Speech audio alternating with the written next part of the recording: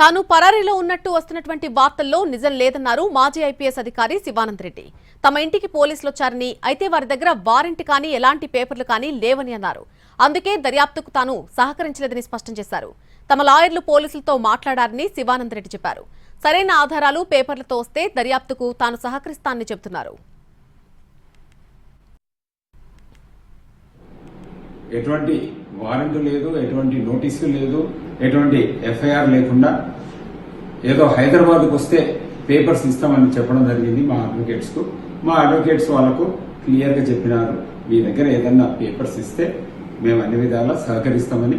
వాళ్ళు ఏ papers produce చేయలేదు. So అందుకని శివానంద రెడ్డి కూడా వాళ్ళకు సహకరించలేదు. వాళ్ళు ఏదైనా పేపర్స్ తీసుకొని వస్తే ఖచ్చితంగా నేను అన్ని విధాల ఇన్వెస్టిగేషన్కు సహకరిస్తాను.